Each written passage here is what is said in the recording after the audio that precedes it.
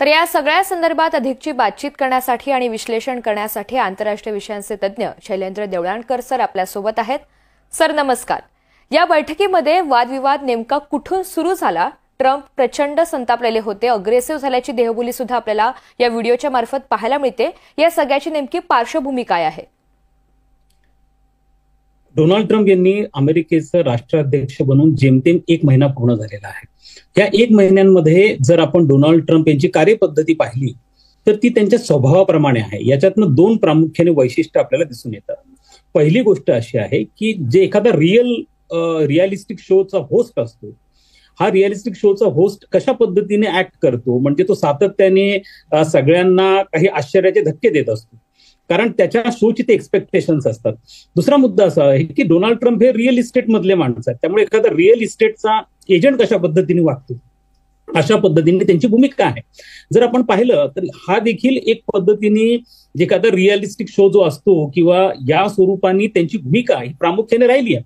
आता मुद्दा असा आहे की डोनाल्ड ट्रम्प यांना अशा स्वरूपाचे ड्रामा आवडतात, अमेरिकन मीडिया पुढे त्यांना ही गोष्ट करणं आवडते. मात्र एक मुद्दा आपल्याला फार प्रामुख्याने लक्षात घेणं गरजेचं आहे आणि तो मुद्दा असा आहे की डोनाल्ड ट्रम्प यांनी जे मुद्दे मांडलेले आहेत त्या मुद्द्यांमध्ये मात्र तथ्य आहे, हे नाकारून चालणार नाही. म्हणजे आज जी खडाजंगी झाली, जो संघर्ष झाला, तो कदाचित राजनैतिक इतिहासामध्ये अत्यंत नाविन्यपूर्ण आहे. मात्र डोनाल्ड ट्रम्प यांचं जे म्हणणं होतं त्याच्याकडे आपल्याला गांभीर्याने लक्ष द्यावं लागेल. डोनाल्ड ट्रम्प यांची 3 प्रामुख्याने उद्दिष्ट आहेत. पहिलं उद्दिष्ट त्यांचं असं आहे की अमेरिकेचा संरक्षण खर्च हा कमी करायचा. दुसरं उद्दिष्ट आहे की जागतिक स्तरावरती एखादा अण्वस्त्र प्रसार बंदी करार करायचा. आणि तिसरं अमेरिकेच्या अर्थव्यवस्थेला थोडीशी उभारी द्यायची. या 3 उद्दिष्टांच्या दृष्टिकोनातून त्यांना पहिली प्रायोरिटी त्यांची अशी की रशिया युक्रेन युद्ध हे कसं थांबेल. आणि याचा उल्लेख ह्या बातचीतमध्ये पण झाला की अमेरिकेने आतापर्यंत 2 वर्षांमध्ये $350 अब्ज एवढी प्रचंड मोठी मदत ही युक्रेनला केलेली आहे. आणि आता आपण बघतो की ह्यामध्ये मोठ्या प्रमाणात शस्त्रास्त्र अमेरिकेकडनं दिली गेली आहे. आणि हे देखील झेलेन्स्की यांनी मान्य केले की जर अमेरिकेची मदत नसली असती तर 3 दिवसांमध्ये हे युद्ध संपलं असतं, रशिया जिंकला असता, युक्रेन हारला असता. युक्रेन टिकला का बरं आहे? कारण तो अमेरिकेच्या मदतीमुळे टिकलेला आहे. आणि त्यामुळे जर हे युद्ध थांबलं तर अमेरिकेची जे मोठं या युद्धामधला खर्च होतो तो वाचणार आहे. आणि त्या दृष्टिकोनातून प्रयत्न चालू आहे. गेली 2 वर्ष झालं जगातल्या कोणत्या नेत्यांनी हे धाडस दाखवलं आहे युद्ध सोडवण्याचं? कोणाकडे हे नेमकी स्ट्रॅटेजी आहे हे युद्ध सोडवण्याची? युरोपियन देशांना पूर्णपणे अपयश आलेलं आहे. हे युद्ध सुटत नाहीये. असं वाटत होतं की युद्ध 1 महिन्यात संपेल, परंतु हे युद्ध 2 वर्ष चाललं आणि भविष्यातही अजून हे युद्ध चालतच राहणार आहे. जगाला याची किंमत मोजावी लागते. डोनाल्ड ट्रम्प असं म्हणतात की माझ्याकडे स्ट्रॅटेजी आहे, त्यासाठी मी दोघांना चर्चेच्या व्यासपीठावरती घेऊन यायला तयार आहे, परंतु दोघांनी एक पाऊल मागे गेलं पाहिजे आहे. आणि त्या दृष्टिकोनातून जर झेलेन्स्कींचं आपण आजचं वागणं बघितलं तर असं दिसतंय की त्या अशा स्वरूपाच्या पीस डीलला फारसे तयार नाहीये. दुसरं, त्यांना सिक्युरिटी गॅरंटी पाहिजे आहे. दुसरं असं आहे की ज्या वेळेला तुम्ही इतर देशांच्या मदतीवरती विसंबून असता, त्यांच्याकडनं मदत मागता, तुम्ही बघा झेलेन्स्की, तुम्ही आता आम्हाला शोवरती स्क्रीनवरती झेलेन्स्कीची बॉडी लँग्वेज आपल्याला दिसते आहे. ही बॉडी लँग्वेज काय आहे? ही मदत मागण्याची बॉडी लँग्वेज नाही आहे. ही मदत ज्या पद्धतीने ते बसले आहेत, त्यांचा कॉन्फिडन्स आहे, ते वाद घालता आहेत, एखाद्या प्रेसिडेन्शियल डिबेट सारखा हा प्रकार वाटतो आहे. यामध्ये त्यांनी लक्षात घेणं गरजेचं आहे की पूर्णपणे युक्रेन हा अडचणीत सापडलेला आहे. त्यांना अमेरिकेच्या मदतीची गरज आहे. या संघर्षामधनं मार्ग निघणं गरजेचं आहे. मात्र झेलेन्स्कीच्या टर्म्स डिक्टेट करताना दिसत आहेत. त्यामुळे ह्या ज्या गोष्टी ट्रम्प यांच्या आहेत त्यांचा उद्देश जो आहे तो योग्यच आहे. आणि दोघांना एका टेबलवरती आणणं, या युद्धातनं मार्ग काढणं, शांतता निर्माण करणं हे डोनाल्ड ट्रम्प बघता आहेत, करता आहेत. मात्र ज्या पद्धतीने हा सगळा प्रकार हँडल केला गेला तो मात्र राजनैतिक इतिहासासाठी नाविन्यपूर्ण होता. दोघांमध्ये वाद झाला, दोघांमध्ये खडाजंगी झाली आणि सगळ्या जगाने ते पाहिलं.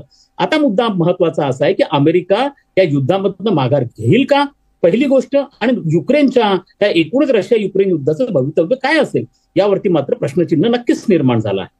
निश्चितच तोच मुद्दा आहे सर. खरं तर ट्रम्प यांचे मुद्दे परखड जरी असले तरी ते अतिशय योग्य होते. या संघर्षामुळे झेलेन्स्की यांचा व्हाईट हाऊस दौरा हा निष्फळ ठरलाय हे मात्र आता निश्चित आहे, ज्यामुळे अमेरिका आणि युक्रेन संबंधांच्या भविष्याबद्दल सुद्धा काहीशी चिंता व्यक्त केली जाते. नेमकी पुढील संभाव्य परिस्थिती कशी असेल? बघा, झेलेन्स्की यांनी काही अटी ह्या शांतता करारासाठी ठेवल्यात, ज्या शांतता करार प्रस्तावित केला गेला डोनाल्ड ट्रम्पकडनं. आणि रशियन प्रतिनिधींबरोबर सौदी अरेबियातल्या रियादमध्ये एक चर्चेची फेरी पण झालेली आहे. आता मुद्दा असा आहे की झेलेन्स्की असं म्हणत आहेत की जर मी शांतता करार केला तर माझ्या प्रामुख्याने 2 अटी आहेत. पहिली अट अशी आहे की रशियाने जो 20% भाग युक्रेनचा गिळंकृत केलेला आहे तो 20% भाग आम्हाला परत करावा. आणि दुसरं असं आहे की मला सिक्युरिटी गॅरंटी द्या. म्हणजे उद्या तुम्ही शांतता करार केला, पुन्हा रशियाने जर माझ्यावरती आक्रमण केलं, युक्रेनवरती आक्रमण केलं, तर आमचं रक्षण कोण करणार? त्यामुळे आम्हाला सिक्युरिटी गॅरंटी पाहिजे आहे. या 2 मागण्या त्या प्रामुख्याने करत आहेत. या दोन्हींसाठी अमेरिका तयार आहे. मुद्दा असा आहे की याच्यासाठी इंग्लंडचे पीसकीपिंग फोर्सेस पाठवण्याचं देखील निश्चित झालेलं आहे. डोनाल्ड ट्रम्प यांना झेलेन्स्कीकडनं एक मोठं डील पाहिजे आहे. ते डील आहे खनिज संपत्तीच्या बाबतीमध्ये. युक्रेनकडे मोठ्या प्रमाणावरती खनिज संपत्ती आहे. त्यामध्ये लिथियम सारखा एक असा महत्वाचा मिनरल आहे की जो सगळीकडे त्याची डिमांड जगभरामधनं आहे. मोबाईलच्या बॅटरीपासून सगळीकडे लिथियमचा वापर होतो. त्यामुळे ह्या लिथियमच्या ज्या खाणी आहेत त्याला 50% ऍक्सेस हा अमेरिकेचा पाहिजे आहे. खरं झेलेन्स्की यासाठी तयार आहे. मुद्दा असा आहे की यामध्ये झेलेन्स्कीने देखील 2 पावलं मागे जाणं अत्यंत गरजेचं आहे. मला असं वाटतं की ज्या पद्धतीने ह्या बोलण्या फिसकटलेल्या आहेत त्यावरनं अमेरिका भविष्यामध्ये आपली मदत ही युक्रेनला चालू ठेवेल का, हा अत्यंत मोठा प्रश्नचिन्ह आहे. त्यामुळे झेलेन्स्कीला 2 पावलं मागे जावे लागतील. त्यांना अमेरिकेबरोबरचा जो डील आहे मिनेरलच्या धातूंच्या बाबतीमधला तो डील पूर्ण करावा लागेल आणि रशियाबरोबर चर्चेला सुरुवात करून या युद्धातनं मार्ग काढावा लागेल. सर, आणखी एक महत्वाचा मुद्दा आपण ज्याचा उल्लेख केला की झेलेन्स्की यांची जी देहबोली होती, जो ॲटिट्यूड होता, या संपूर्ण खडाजंगीनंतर चर्चेनंतरही ट्रम्प यांनी युक्रेनला अधिकचा पाठिंबा द्यावा अशी इच्छा काहीशी मीडियाशी बातचीत करत असताना झेलेन्स्की यांनी व्यक्त केली.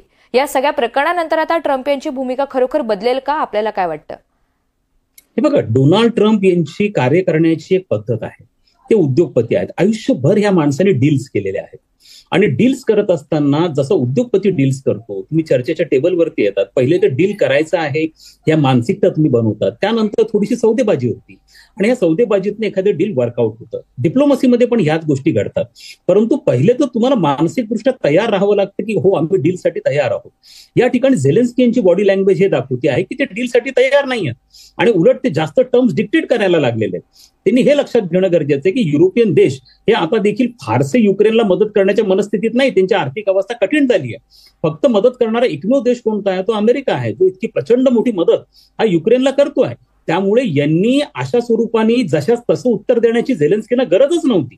झेलेन्स्कीला जर अमेरिके किंवा अमेरिकेचे उपराष्ट्राध्यक्ष व्हॅन्स हे प्रोव्होक करण्याचा प्रयत्न करत, त्यांनी शांत राहणं गरजेचं होतं.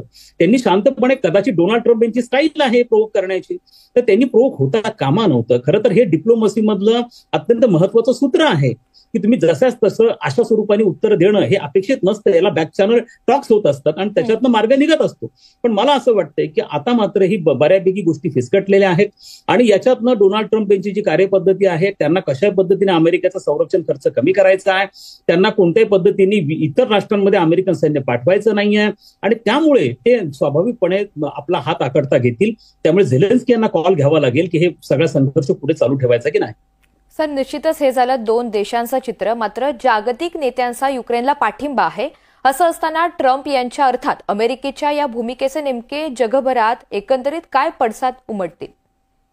मला असं वाटतं की जो स्टँड डोनाल्ड ट्रम्प यांनी घेतलेला आहे त्याच्यावरती खरं तर वाद होण्याचे कारण नाही. ते याच्यातनं मार्ग काढण्याचा प्रयत्न करतायत. 2 वर्ष झाले हे युद्ध चालू आहे. हे युद्धातनं मार्ग निघाला आहे का? कोणाकडे हे युद्धातनं मार्ग काढण्याचा काही योजना आहे का?